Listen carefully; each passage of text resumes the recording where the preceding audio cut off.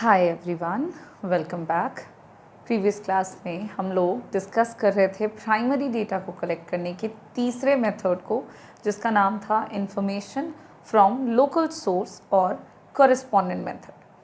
आज की क्लास में हम उसके नेक्स्ट टॉपिक को डिस्कस करेंगे और अगला जो टॉपिक होगा हमारा वो है अगला मेथड जिससे हम प्राइमरी डेटा को ही कलेक्ट करते हैं, and the method is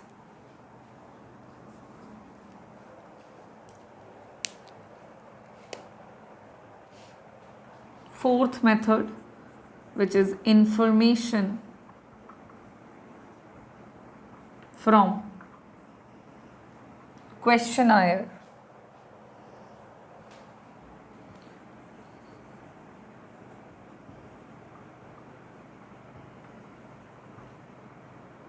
and schedule।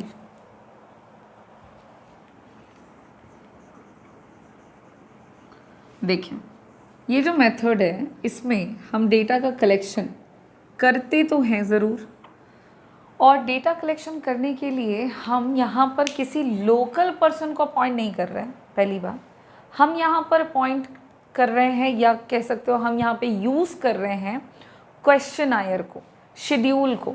सबसे पहले आपको बता दूँ कि क्वेश्चनायर का मतलब क्या है। तो जब हम कहते हैं क्वेश्चनायर या क्वेश्चनरीज, तो इसका मतलब हो गया it refers to list of questions। ये प्रश्नों की सूची होती है। It is a list of question, जो कि ये ऐसा लिस्ट ऑफ क्वेश्चन है जिसको तैयार किया जाता है for the objective of inquiry. जो भी उद्देश्य है आपकी स्टडी का, जो भी इंक्वायरी आप करना चाहते हो, उस इंक्वायरी का जो भी ऑब्जेक्टिव है, उद्देश्य है, उसके अकॉर्डिंग जब आप लिस्ट ऑफ क्वेश्चंस प्रिपेयर करते हैं तो उसे हम क्वेश्चनायर कहते हैं। शेड्यूल का मतलब भी वही बात है, ये भी ध्यान रखेंगे। Schedule is almost similar to the questionnaire. It is also a list of question which is prepared by the objective of the study. ठीक है, बट यहाँ पे डिफरेंस की अगर तुम बात करो कि डिफरेंस क्या है दोनों में, तो देखिए क्वेश्चनायर का मतलब हो गया कि that list of question which is filled by informants, वो लिस्ट ऑफ क्वेश्चन जो इन्फॉर्मेंट्स के द्वारा भरा जाता है उसको क्वेश्चनायर कहते हैं। और शेड्यूल का मतलब हो गया that list of question which is filled by enumerator, जिसको एन्यूमरेटर के हाथों से भरा जाता है, उसके द्वारा भरा जाए। जो डेटा कलेक्ट करने गया है वही भरता है अगर उसे, तो वो शेड्यूल है। That is the only difference between questionnaire and schedule. ठीक, अब ये तो पता चल गया हमें कि इस मेथड में हम एक लिस्ट ऑफ क्वेश्चन बना रहे हैं, लाइक अ क्वेश्चन पेपर, जिसका आपने एग्जाम में अब तक इस्तेमाल करा हुआ है, आप एग्जाम देते हो, है ना, कुछ उस तरह का। ठीक है, लेकिन जब आप क्वेश्चन पेपर की बात कर रहे हो तो वो किसी एक पर्टिकुलर सब्जेक्ट से रिलेटेड, यहाँ पे भी लगभग वही बात कर रहे हैं, और यहाँ एक कोई सब्जेक्ट से रिलेटेड नहीं होगा, बट येस, इंक्वायरी जो आप कर रहे हैं, स्टडी जो आप कर रहे हैं, उससे रिलेटेड जब आप क्वेश्चंस का लिस्ट प्रिपेयर करते हैं और डेटा कलेक्ट करते हैं उसकी मदद से, तो वो कहलाता है क्वेश्चनायर। क्वेश्चनायर एंड शेड्यूल की मदद से डेटा कलेक्शन करने के दो तरीके होते हैं। एक तरीका जो कि कहलाता है मेलिंग मेथड, ठीक है, और अगला तरीका जो कि कहलाता है enumerators method. With the help of questionnaire and schedule आप दो तरीके से डेटा कलेक्ट कर सकते हैं by preparing a list of questions according to objective of the inquiry. आपके पास दो तरीके हैं मेलिंग एंड एन्यूमरेटर्स मेथड की। सबसे पहला मेथड हम डिस्कस करेंगे यहाँ पे मेलिंग मेथड, और फिर मैं आपको बता दूंगी एन्यूमरेटर्स मेथड के बारे में। सो मेलिंग मेथड, सबसे पहले हम इसके मीनिंग को देख लें और फिर हम लोग साथ साथ में डिस्कस करते हुए चलेंगे। नाम से पता लग रहा है मेल के थ्रू जब आप डेटा कलेक्ट करते हो, सबसे पहले क्या होना है इन दिस मेथड, एक क्वेश्चनायर is prepared. इस मेथड के अंदर आप एक क्वेश्चन आयर प्रिपेयर करते हैं, ठीक है, एंड उस क्वेश्चन आयर को आप प्रिपेयर कर रहे हैं किसके अनुसार? तो according to objective of the study. जो भी स्टडी कर रहे हैं, स्टडी से मेरा मतलब है इंक्वायरी, जो भी डेटा कलेक्शन का आप काम कर रहे हैं, तो किसी ना किसी पर्पस के अकॉर्डिंग आप ये काम करते हैं। तो जिस पर्पस के अकॉर्डिंग आप डेटा कलेक्शन करना चाहते हैं, उस ऑब्जेक्टिव को ध्यान में, उस स्टडी के ऑब्जेक्टिव को ध्यान में रखकर जब आप डेटा कलेक्शन करने के लिए एक लिस्ट ऑफ क्वेश्चन प्रिपेयर करते हैं और उस लिस्ट ऑफ क्वेश्चन को मेल कर देते हैं, इज मेल्ड किसको? टू दी इन्फॉर्मेंट्स, उनको जिनसे आपको जानकारी चाहिए। तो टू दी इन्फॉर्मेंट्स आप उनको मेल कर रहे हैं। मेल करने के साथ साथ आप क्या करते हैं? तो विथ दी रिक्वेस्ट, आप उनके साथ रिक्वेस्ट करते हैं। किस चीज़ के लिए आप रिक्वेस्ट कर रहे हैं? तो with the request to answer questions in the questionnaire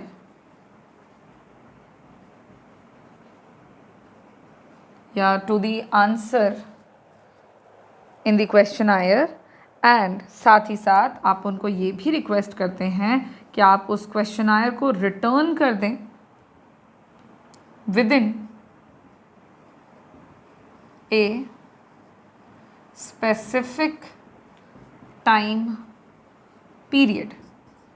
निश्चित समय अवधि में आप उसको वापस भी भेजने की गुजारिश करते हैं उन लोगों से जिन लोगों से इन्फॉर्मेशन आप चाहते हैं प्राप्त करना। देखिए क्या है इस तरीके में, इस मेथड में हम एक क्वेश्चन आया प्रिपेयर कर रहे हैं, तैयार कर रहे हैं लिस्ट ऑफ क्वेश्चंस किसके अनुसार? तो जो उद्देश्य है किस चीज़ का, स्टडी का या इंक्वायरी का जो उद्देश्य है उसके अनुसार जब आप लिस्ट ऑफ क्वेश्चंस प्रिपेयर करते हैं और उसको प्रिपेयर करके आप उसको मेल कर देते हैं, भेज देते हैं, कहाँ पे? इन्फॉर्मेंट्स तक, और उनके साथ रिक्वेस्ट करते हैं, उनसे ये रिक्वेस्ट करते हैं कि प्लीज़ आंसर कर दें हमारे क्वेश्चंस का जो हमने आपसे क्वेश्चनायर में पूछा है, और उसको आंसर करके आपको रिटर्न भी करने के लिए कहा जाता है एक निश्चित समय अवधि के दौरान, तभी आपके पास जवाब आएगा। यानी हमने क्या करना है? एक लिस्ट बनाना है क्वेश्चंस का, उसको बनाकर भेज देना है किसको? उनको जिनसे जानकारी चाहिए। साथ ही साथ हम उनसे रिक्वेस्ट करेंगे कि आप क्वेश्चंस का आंसर करें और उसको एक लिमिटेड टाइम पीरियड में, वो टाइम पीरियड कुछ भी हो सकता है, आपके ऊपर डिपेंड करता है कि 1 घंटे के अंदर, 1 दिन के अंदर, 1 सप्ताह के अंदर आप उसको वापस भेज दीजिए, so that you can get the complete information, बिना फील्ड में गए, बिना इन्फॉर्मेंट्स के साथ डायरेक्टली मिले, सिर्फ और सिर्फ क्वेश्चनायर बनाकर ऑनलाइन आपने उनको भेज दिया है। इस तरीके से इस मेथड को हम मेलिंग मेथड कहते हैं। यहाँ पे आपको अश्योरेंस जो है वो मिल जाता है कि आंसर्स जो हैं वो आपको मिलेंगे, और आपको अश्योरेंस भी देना होता है लोगों को। इस बात के लिए आपको लोगों को निश्चिंत करना पड़ेगा कि आपका जो इन्फॉर्मेशन है वो कॉन्फिडेंशियल रहेगा, उसको आप किसी भी तरह से लीक नहीं करेंगे या शेयर नहीं करेंगे। तो इस तरह की आप कुछ और अश्योरेंस देते हैं इन्फॉर्मेंट्स को। और इस तरह का जो क्वेश्चनायर होता है वो जनरली प्रीपेड या पोस्टेज स्टैम्प अफिक्स होता है। मतलब यहाँ पे क्वेश्चनायर में आप स्टैम्प वगैरह जो है वो लगा कर भेजते हैं। जैसे कोई गवर्नमेंट एम्प्लॉई है किसी एरिया का, वहाँ पे उसको उसके वर्किंग कंडीशन से रिलेटेड फीडबैक देना है, तो आप उसी गवर्नमेंट डिपार्टमेंट से बिलोंग करते हैं एंड देन आप उससे आंसर पूछ रहे हैं, क्वेश्चन पूछ रहे हैं, तो ये सारी चीज़ों का एक प्रूफ आपको आपके क्वेश्चनायर में लगाकर उनको भेजना होता है, सो दैट कि उनको भी एक अश्योरेंस रहे कि yes this is authentic person और इंस्टीट्यूशन जो हमारा इन्फॉर्मेशन चाहता है, और आप वो व्यक्ति आप पे ट्रस्ट करके आपको अपनी जानकारी देता है। तो ये एक तरीका है डेटा कलेक्ट करने का which is known as mailing method. And now इस मेथड को हम कहाँ यूज़ करेंगे, कब यूज़ करेंगे, व्हाट आर द सूटेबिलिटीज़। तो अगर हम सूटेबिलिटी की बात कर रहे हैं तो सबसे पहली सूटेबिलिटी है कि लार्ज एरिया में you can easily use this method to collect information. Why? Because in this method आपको खुद जाना नहीं है डेटा कलेक्ट करने के लिए, और ना ही किसी को भेजना है। उस क्वेश्चन आयर प्रिपेयर करके आपको उसको मेल कर देना है। इट्स लाइक अ मैसेज जो हम व्हाट्सएप पे भेजते हैं, मेल करते हैं। तो मेल वगैरह करना कंपैरेटिवली लार्ज एरिया में कन्वीनियंट होता है। इसलिए अगर एरिया ऑफ इन्वेस्टिगेशन हमारा वाइड है, बहुत ज़्यादा बड़ा है, तो इस मेथड का इस्तेमाल हम कर सकते हैं। ठीक उसी तरह से अगर हमें original and first hand data की ज़रूरत है, अगर हमको बिल्कुल ओरिजिनल और एकदम फर्स्ट हैंड डेटा चाहिए, सही डेटा की ज़रूरत है, तो हम डायरेक्टली इन्फॉर्मेंट्स को मेल करके उनसे इंफॉर्मेशन मेलिंग मेथड के थ्रू प्राप्त कर सकते हैं। इस मेथड में आपको ओरिजिनल इन्फॉर्मेशन मिलने के चांसेस होते हैं, बिकॉज इन दिस मेथड देखा जाए तो आप लोगों के साथ डायरेक्ट कांटेक्ट में आ रहे हैं, मतलब मिल नहीं रहे हैं, लेकिन स्टिल आपको जिन लोगों से जानकारी चाहिए आप उन्हीं लोगों से जानकारी प्राप्त कर रहे हैं। तो काफ़ी हद तक आपको ओरिजिनल, रियल और फर्स्ट हैंड डेटा मिलने के चांसेस होते हैं। वहीं पर अगर हम और बात करें तो इस मेथड का इस्तेमाल आप तब कर सकते हैं जब आपके इन्फॉर्मेंट्स जो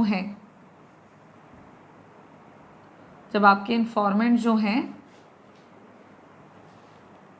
वो लिटरेट हों और एजुकेटेड हों।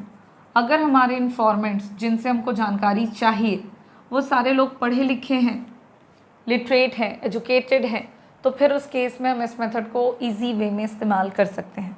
क्योंकि इस मेथड को यूज़ करने के लिए आपको मेल आईडी वगैरह की ज़रूरत पड़ेगी, और अगर आपके इन्फॉर्मेंट्स पढ़े लिखे हों तो उस केस में उनके पास मेल आईडी होने के चांसेस ज़्यादा बढ़ जाते हैं और original data, first hand data मिलने के चांसेस बढ़ जाते हैं। सो इस केस में आप इस मेथड का इस्तेमाल आसानी से कर सकते हैं। तो एक बात जो समझ में आ रही है कि पढ़े लिखे लोगों के प्लेस में हम मेलिंग मेथड का इस्तेमाल करके डेटा का कलेक्शन कर पाएंगे। एक और पॉइंट है, एंड दैट पॉइंट इज़ कि अगर इंफॉर्मेशन मेलिंग मेथड के थ्रू, क्वेश्चनायर के थ्रू फिल करना कंपलसरी हो, अगर क्वेश्चनायर को फिल करना कंपलसरी है और उसको आप किसी भी तरह का कंपल्शन है, लाइक आप बाय लॉ अगर हम देखें तो कानूनी तौर पर क्वेश्चनायर को भरना कंपलसरी हो जाता है, तो उस केस में आप इस मेथड का इस्तेमाल करके डेटा कलेक्शन कर सकते हैं। तो ये कुछ पॉइंट्स सूटेबिलिटीज़ के हैं जो कि इस मेथड के उपयुक्तता को बतलाते हैं कि कहाँ पर आप मेलिंग मेथड का इस्तेमाल करते हुए डेटा कलेक्शन कर सकोगे। तो यहाँ पे आप डेटा कलेक्शन करने के लिए मेलिंग मेथड का इस्तेमाल कर सकते हैं। अब अगर हम जानना चाहें कि इस मेथड के मेरिट्स क्या क्या हैं, इस मेथड को यूज़ करने से क्या क्या आपको फ़ायदा होगा, या इस मेथड के गुण की बात करें, तो एक एक करके पॉइंट हम देख सकते हैं। और सबसे पहला पॉइंट जो है, इस मेथड का इस्तेमाल अगर आप करते हैं तो वाइड कवरेज आपका हो जाएगा। बड़े क्षेत्र से जानकारी अगर आप पाना चाहेंगे तो इस मेथड की मदद से आसानी से ये काम कर सकते हैं, क्योंकि इस मेथड में आपको न जाना है, न किसी को बुलाना है, न किसी को भेजना है, बस इजी वे में क्वेश्चन तैयार करके उसको भेज देना है। तो यहाँ पे अगर एरिया ऑफ इंक्वायरी लार्ज होगा और अगर आपके इन्फॉर्मेंट्स बहुत वास्ट एरिया में फैले हुए होंगे, स्प्रेड होंगे, तो वहाँ पे भी आप जानकारी को मेलिंग मेथड के थ्रू आसानी से कवर कर सकते हैं, कम मेहनत, कम पैसे के खर्च में और कम एनर्जी के खर्च में। So this is a merit of this method. इसी से अगला पॉइंट है economical. This method is economical. Comparatively देखा जाए तो आपको इस मेथड में कम मेहनत, कम पैसा, कम समय लगता है जब आप डेटा का कलेक्शन करते हैं। So while collection of data, primary data, आपको पैसा, मनी, टाइम, एनर्जी, इन तीनों चीज़ों का जो कंजम्पशन है वो कम से कम होता है, and that is a merit of this method. Next point है, if you are using mailing method you can easily get original and first hand data. आपको आराम से फर्स्ट हैंड और ओरिजिनल डेटा जो है वो मिल जाता है जब हम इस मेथड का इस्तेमाल करते हैं, क्योंकि देखिए आपके इन्फॉर्मेंट्स जो हैं वो एजुकेटेड हैं। आप उनके साथ डायरेक्टली मीट तो नहीं कर रहे, कॉन्टैक्ट तो नहीं कर रहे, लेकिन काइंड ऑफ आप वर्चुअली उन्हीं से बात कर रहे हैं और उन्हीं से सवाल पूछ रहे हैं, तो काफ़ी हद तक आपको ओरिजिनल जानकारी मिलने के चांसेस होते हैं, बढ़ जाते हैं। तो ये इस मेथड का मेरिट है। उसी तरह इस मेथड का एक और मेरिट है, एंड दैट मेरिट इज़ कि this method is free from bias.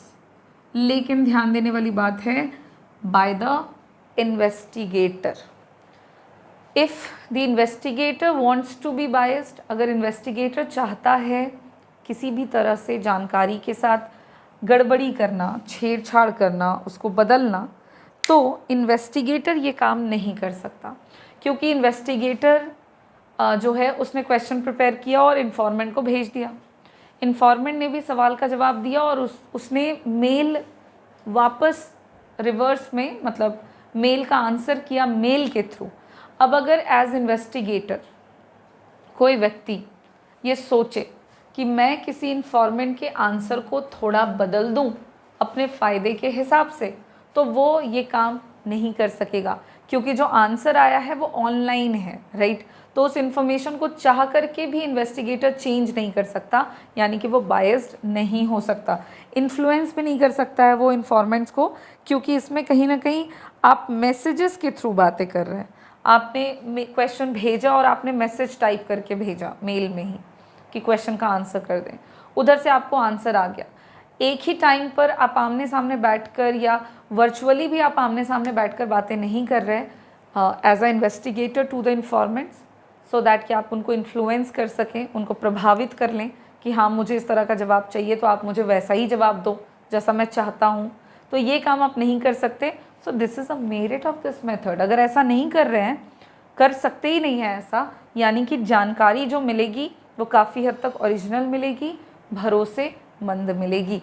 So that is the merit of this method, and ये कुछ पॉइंट्स हैं जो मेलिंग मेथड के मेरिट्स को बताते हैं। और अब जानते हैं इस मेथड के डीमेरिट्स क्या क्या हैं।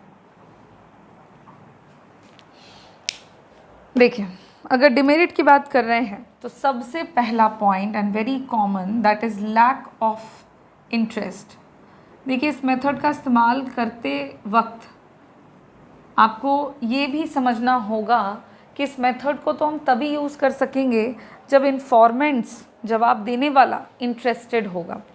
और जनरली देखा जाए तो ऐसा नहीं होता है कि हम जिनसे जानकारी प्राप्त करना चाहते हैं वो सारे लोग बहुत इंटरेस्टेड हों और आपको बिल्कुल ईमानदारी से और बहुत ही रिस्पॉन्सिव तरीके से आपके क्वेश्चन का आंसर करने के लिए वो ईगर मिले। नहीं मिलेंगे वो लोग।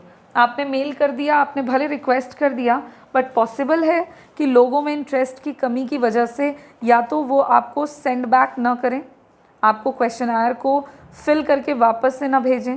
ये भी हो सकता है कि आपको क्वेश्चनायर भेज तो दें लेकिन इनकम्प्लीट भेजें, पूरा भर कर ना भेजें। तो इस तरह से ये मेथड फेल हो जाता है डेटा कलेक्शन करने में, क्योंकि इस मेथड में इन्फॉर्मेंट्स के बीच में इंटरेस्ट की काफ़ी कमी देखी जाती है, लैक ऑफ इंटरेस्ट पाया जाता है। And this is the demerit of this method कि लोग शो इंटरेस्ट कम करते हैं, रुचि कम दिखाते हैं और जानकारी जो है वो पूरी नहीं मिल पाती। सो इसलिए नेक्स्ट पॉइंट है इस मेथड का डीमेरिट में, इस मेथड का इस्तेमाल सीमित है। आप हर जगह इस मेथड को यूज़ नहीं कर पाएंगे। कहाँ नहीं कर पाएंगे? अगर हमारे इन्फॉर्मेंट्स एजुकेटेड ना हो, सपोज दैट अगर इन्फॉर्मेंट्स पढ़े लिखे नहीं हैं तो फिर उस केस में आप इस मेथड का इस्तेमाल नहीं कर सकते, क्योंकि मेलिंग मेथड का इस्तेमाल रिस्ट्रिक्टेड हो जाता है सिर्फ उन्हीं लोगों तक जो लोग पढ़े लिखे हैं। और चूँकि आप इसका इस्तेमाल हर जगह नहीं कर पा रहे, सो ये भी इस मेथड का एक डिमेरिट है। ठीक है, नेक्स्ट पॉइंट है डिमेरिट में, ये मेथड बायस्ड हो सकता है। लेकिन अब कहोगे कि अभी अभी डिमेरिट्स में बताया कि ये तो फ्री फ्रॉम बायस्ड है। बिल्कुल, it is free from bias bye the investigator, ये भी बताया आपको। इन्वेस्टिगेटर जो डेटा कलेक्ट कर रहा है वो बायस्ड नहीं हो सकता, लेकिन दिस मेथड में be biased by the informants, जो जवाब दे रहा है वो बायस्ड हो सकता है। अगर वो जानबूझकर आपको गलत जानकारी दे दे या देना चाहे तो वो दे सकता है। किसी भी तरह का कोई रिस्ट्रिक्शन नहीं रहेगा वहाँ पे कि आपको जानकारी गलत नहीं मिल सकती है, इस तरह की कोई बात आपको देखने को नहीं मिलेगी। तो ये इस मेथड का एक और डिमेरिट है। देखिए, लोग पढ़े लिखे हैं, लोग जो हैं वो गलत जानकारी आपको क्यों देंगे, अगर सवाल आ रहा है दिमाग में तो लोग पढ़े लिखे हैं। अगर आपने उनको ठीक तरीके से इस बात का भरोसा, अश्योरेंस नहीं दिया कि आपकी जानकारी जो है वो कॉन्फिडेंशियल ही रहेगी, या उनको किसी भी तरह का कोई डाउट रहा, तो फिर उस केस में वो आपको सही जानकारी नहीं देंगे, या उनका कोई पर्सनल बायस का चांस रहा कि अगर गलत जानकारी देने से उन्हें कुछ फ़ायदा समझ में आया किसी भी तरह की जानकारी के केस में, तो वो आपको गलत जानकारी दे देंगे। और इन सारे केसेस में आपका क्वेश्चन आयर का जो आंसर आएगा वो गलत आएगा, जिससे कि आपका जो इन्वेस्टिगेशन है वो इनएक्यूरेट हो जाएगा, वो अनबायस्ड नहीं रहेगा, वो बायस्ड हो जाएगा। So this is also a demerit of this method. और पॉइंट है, इस मेथड के इस्तेमाल पर आपको एक्यूरेट डेटा की कमी मिलती है, लैक ऑफ एक्यूरेसी। इस मेथड का अगर आप इस्तेमाल करते हैं तो आपको ज़रूरी नहीं है कि सही डेटा मिल जाए। अब ये कैसे, जानबूझ के गलत आंसर दिया तो वो बायस्ड कहलाएगा, लेकिन ऐसा भी हो सकता है कि इन्फॉर्मेंट्स को क्वेश्चनायर के क्वेश्चंस को समझने से रिलेटेड कोई समस्या हो जाए। मे बी वो क्वेश्चन को प्रॉपर तरीके से समझ ना पाएँ कि क्या क्वेश्चन पूछा जा रहा है, या वो क्वेश्चन को मिसकन्फ्यूज्ड कर दें, मिसकंसेप्ट कर दें। पूछा कुछ और गया बट वो समझ कुछ और जाएंगे, जिससे कि वो आंसर कुछ और कर पाएंगे। अब जब व्यक्ति आंसर कुछ और करेगा या समझ नहीं पाएगा तो फिर उस केस में जानकारी गलत मिलेगी, और चूँकि जानकारी गलत मिलेगी तो ये भी इस मेथड का एक डिमेरिट कहलाएगा, क्योंकि जब जानकारी गलत है तो फिर आपकी जो स्टडी है, जो आपका रिज़ल्ट है वो भी गलत है, और आपका जो स्टडी का पर्पस होगा वो पूरे तरीके से सॉल्व या पूरा नहीं हो पाएगा। तो लैक ऑफ एक्यूरेसी भी एक इम्पॉर्टेंट डिमेरिट हो जाता है इस मेथड का। कब? जब इन्फॉर्मेंट्स मिस इंटरप्ट कर दें या अंडरस्टैंड न कर पाएँ क्वेश्चंस को प्रॉपरली, और वो क्वेश्चन को गलत तरीके से समझकर उसका गलत जवाब दे दें, तब आपको एक्यूरेसी की कमी देखने को मिलती है। अगला पॉइंट है डिमेरिट का, दिस मेथड इज़ इनफ्लेक्सिबल, जिसको आप कह सकते हैं इनइलास्टिक। ये तरीका इनफ्लेक्सिबल है। इस तरीके में आप ऑन द स्पॉट जाकर इन्फॉर्मेंट्स के अकॉर्डिंग क्वेश्चंस को चेंज नहीं कर सकते, उसके लैंग्वेज को चेंज नहीं कर सकते। आपने क्वेश्चनायर को जिस भाषा में जिस तरीके से प्रिपेयर किया है, बस वही तरीका एकमात्र होगा सवाल पूछने का और जवाब देने का। आप एज अ इन्वेस्टिगेटर जाकर व्यक्ति के डाउट को दूर नहीं कर पाएंगे, और इस तरह से इस तरीके में थोड़े बहुत भी चेंजेस नहीं किए जा सकने की वजह से जानकारी या तो गलत मिलने के चांसेस बढ़ते हैं या तो अधूरे मिलने के चांसेस बढ़ते हैं। और इस तरह से ये पॉइंट मेलिंग मेथड के डिमेरिट को बतलाता है। And these are the points जो कि डिमेरिट हैं इस मेथड का। बट अगेन आई रिपीट, इन डिमेरिट्स के पॉइंट के बावजूद अगर आप देखो तो इस मेथड के मेरिट्स हैं, and this method is a good method, जो कि यूज़ तो किया जाता ही जाता है। मेरिट रहें डिमेरिट रहें, बट यूज़ होता है ये मेथड। तो मेलिंग मेथड जो कि हम information from questionnaire and schedule के तहत डिस्कस कर रहे थे, वो यहाँ पे हमारा कंप्लीट होता है। अब नेक्स्ट क्लास में हम लोग इसके नेक्स्ट मेथड को डिस्कस करेंगे, जो कि होगा एन्यूमरेटर्स मेथड। Thank you.